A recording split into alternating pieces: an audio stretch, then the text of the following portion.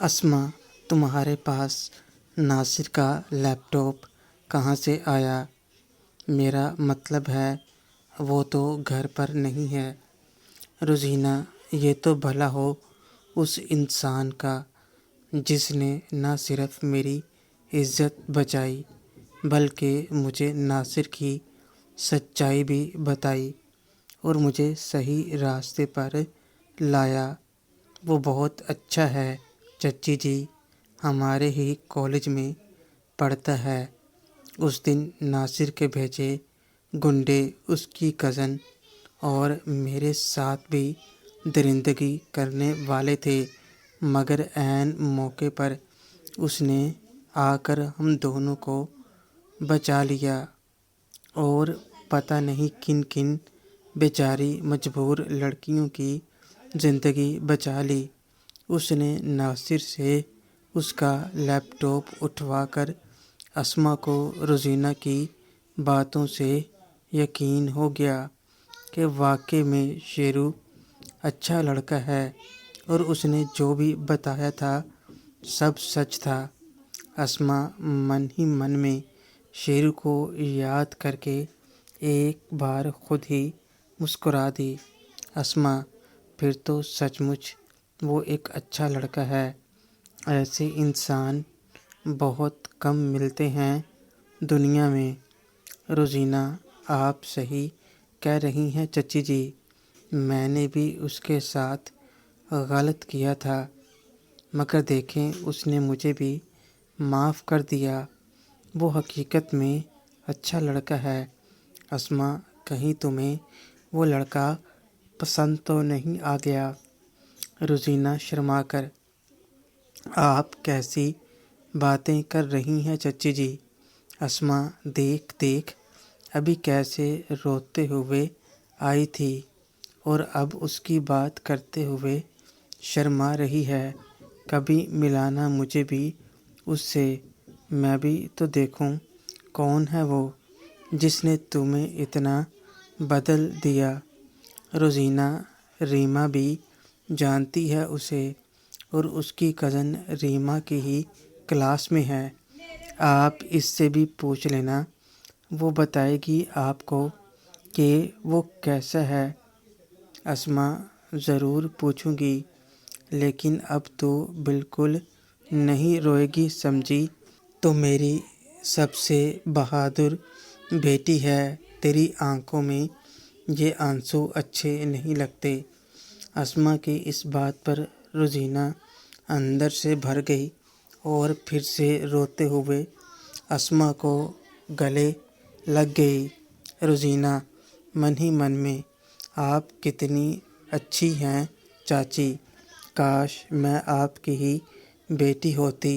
پاپا اور ناصر نے آپ کے ساتھ کتنا غلط کیا، پھر بھی آپ مجھے اتنا پیار کرتی ہیں۔ آپ سچ میں عظیم ہیں۔ اسما، ارے تو پھر سے رونے لگی، لگتا ہے کوئی اور بات ہے جو تجھے پریشان کر رہی ہے، بتا کیا بات ہے؟ روزینہ، چاچی جی، ناصر نے اور پاپا نے جن کے ساتھ بھی غلط کیا، کیا وہ مجھے معاف کر دیں گے؟ اسما روزینہ کی اس بات سے پھر سے سوچ میں پڑ گئی۔ ناصر کے ساتھ اپنے باپ کا ذکر کر کے روزینہ نے اسما کو سوچنے پر مجبور کر دیا۔ روزینہ، بولو نا چاچی، کیا وہ سب لوگ مجھے معاف کر دیں گے؟ اسما، کیوں نہیں بیٹی، تم نے تو کسی کے ساتھ غلط نہیں کیا، پھر کوئی تم سے ناراض کیوں ہوگا؟ روزینہ، تھینک یو چاچی، آپ سچ میں بہت اچھی ہیں۔ اسما نے روزینہ کو گلے سے لگا لیا اور پھر ایسے ہی روزینہ کسی چھوٹی بچی کی طرح اسما کے گلے لگے ہوتے ہی سو گئی۔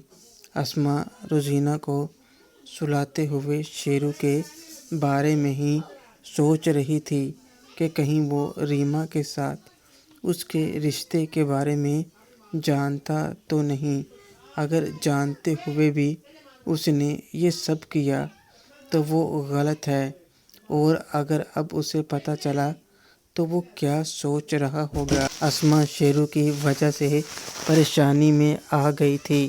ایک طرف شیرو نے ناصر کو جیسے سزا دی، اسما کے ساتھ ہمدردی دکھائی، اس کے دکھ کو سمجھا اور اسے وہ خوشی بھی دی جو وہ بھول گئی تھی۔ وہیں آج روزینہ کے روپ میں اسے شیرو کا ایک اور اچھا کام دیکھنے کو ملا۔ اسما دیر تک شیرو کے بارے میں اپنے اندر ہی سوچتے ہوئے رات دیر تک جاگنے کے بعد سو گئی۔ اگلی صبح جب میری آنکھ کھلی تو میں اکیلا بستر پر پڑا تھا۔ کمرے میں چھائی روشنی بتا رہی تھی کہ سورج سر پر آ چکا ہے۔ جیسے ہی میں انگڑائی لینے لگا تو چادر کے نیچے خود کو بالکل بے پردہ پایا۔ اچانک مجھے رات کا سارا سین یاد آ گیا۔ میں نے دیکھا کہ کمرے میں نائلہ مامی کا تو نام و نشان تک نہیں ہے۔ مجھے لگا کہیں میں نے خواب تو نہیں دیکھا، لیکن خواب میں میں بے پردہ کیسے ہو سکتا ہوں؟ میں نے بیڈ شیٹ کو جب دیکھا تو اس پر لگے ہوئے داغ رات کی کہانی کی گواہی دے رہے تھے۔ شیرو من ہی من میں، اس کا مطلب سب سچ تھا۔ میں نے سچ میں نائلہ مامی کے ساتھ ایسا کیا۔ نائلہ مامی کیا سوچ رہی ہوگی؟ میں جلدی سے بیڈ سے اٹھا اور بھاگ کر باتھ روم میں گھس گیا نہانے کے لیے۔ جیسے ہی میں تیار ہو کر نیچے آیا تو صحن میں کوئی نظر نہیں آ رہا تھا۔ شاید تینوں ماما باہر نکل گئے ہوں گے۔ کچن سے آوازیں آ رہی تھیں تو میں نے جا کر دیکھا کہ کہیں نائلہ مامی وہاں تو نہیں، لیکن وہاں پر بھی گاؤں کی ہی ایک عورت کام کر رہی تھی جو نائلہ مامی کا ہاتھ بٹانے کے لیے رکھی گئی تھی، جب تک چھوٹی مامی کام کرنے کے لائق نہیں ہو جاتی۔ میں نائلہ مامی کو دیکھنے کے لیے ان کے کمرے میں گیا، پر وہ وہاں بھی نہیں تھیں۔ اب مجھے فکر ہونے لگی کہ کہیں میں نے نائلہ مامی کو کچھ زیادہ ہی درد تو نہیں دے دیا۔ مجھے خود پر غصہ آنے لگا۔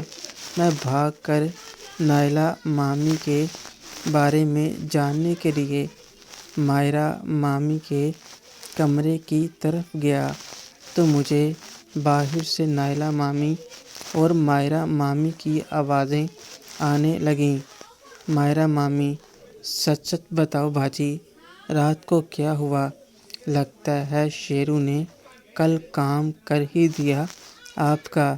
نائلہ مامی: چپ بے شرم، کیسی باتیں کرتی ہے؟ مائرہ مامی: اب بتا بھی دو باجی، مجھ سے کیسا پردہ؟ آپ بھی تو سب کچھ جانتی ہیں۔ نائلہ مامی: ایسا کچھ نہیں جو تو سوچ رہی ہے۔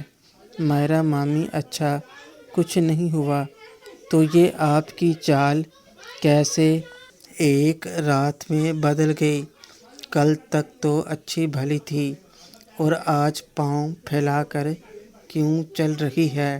نائلہ مامی: یہ تو کیسی باتیں کر رہی ہے؟ مائرہ مامی: اب اتنا کیا شرمانا باجی، ہم تینوں میں کوئی پردہ نہیں ہونا چاہیے۔ جب پتہ ہے کہ ہم سب کے پیٹ میں ایک ہی انسان کا بچہ ہے تو ہم آپس میں کھل کر نہیں رہ سکتی کیا؟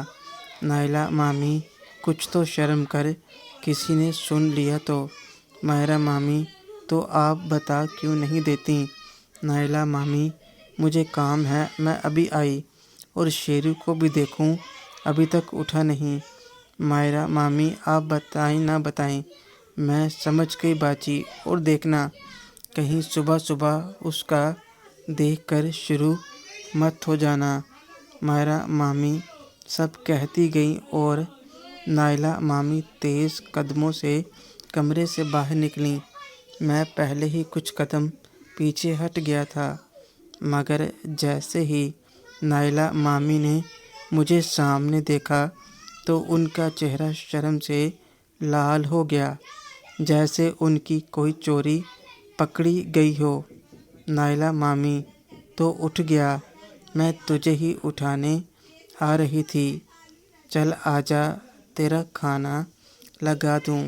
اتنا کہہ کر نائلہ مامی کسی کمسن دوشیزہ کی طرح شرما کر تیز قدموں سے چلتے ہوئے کچن میں چلی گئیں اور میری نظر اپنے آپ ان کی پری پر چلی گئی۔ ایک رات میں ہی میرا نائلہ مامی کو دیکھنے کا نظریہ بدل گیا تھا۔ اب میں ایک مرد کی نظر سے نائلہ مامی کو دیکھ رہا تھا، مگر ایک شرم، ایک جھجک ابھی بھی ہمارے بیچ تھی، جسے کیسے گرایا جائے۔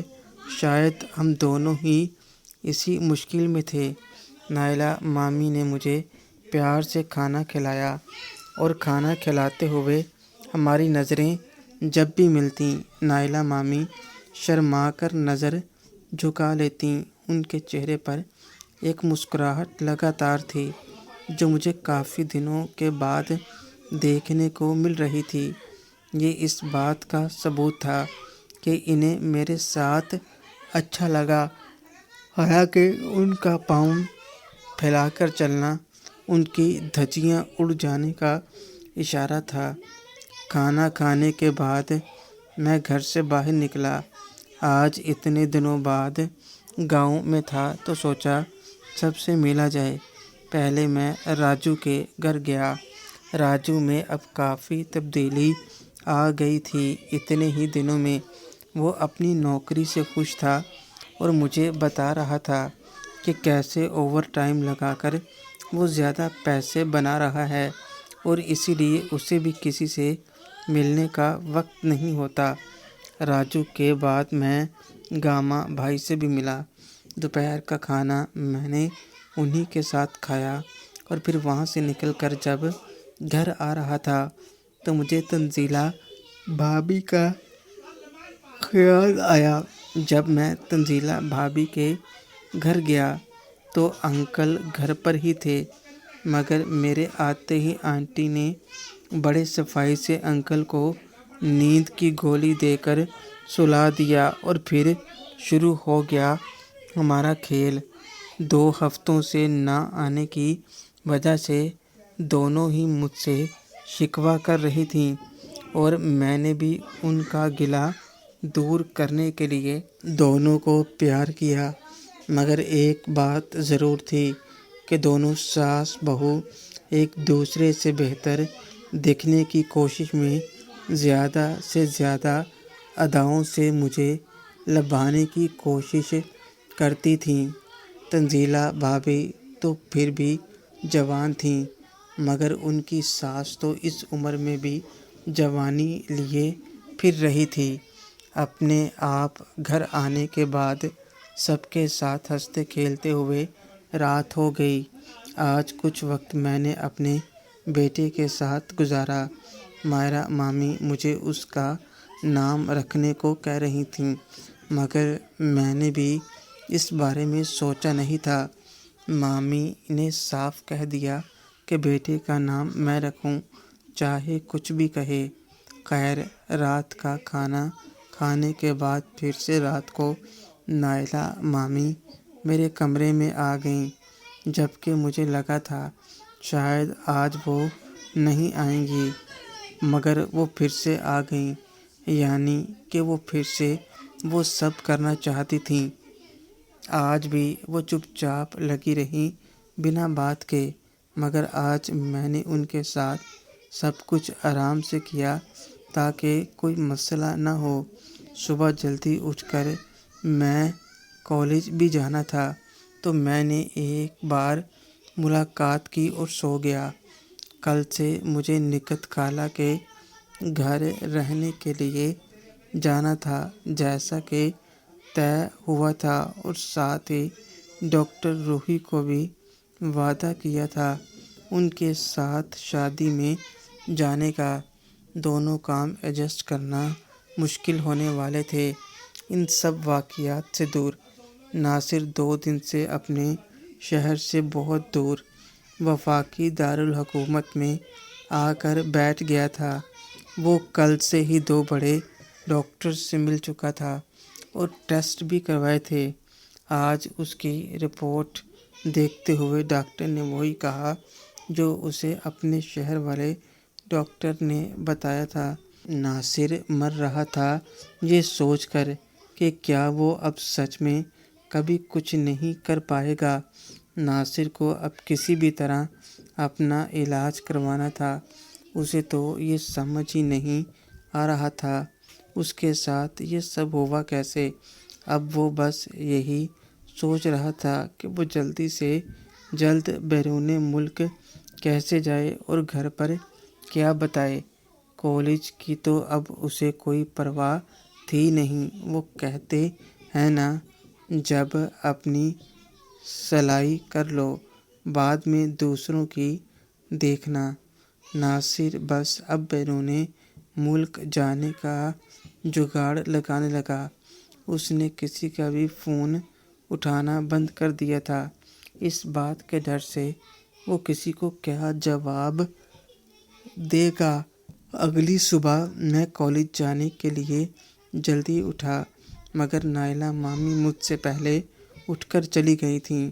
میں جلدی سے تیار ہوا اور نیچے آ گیا۔ کچھ کچن سے نائلہ مامی نے آواز دے کر کھانا کھا کر جانے کا کہا اور میرا کھانا لگا دیا۔ نائلہ مامی نہا چکی تھیں مگر ان کے بال بھی گیلے تھے۔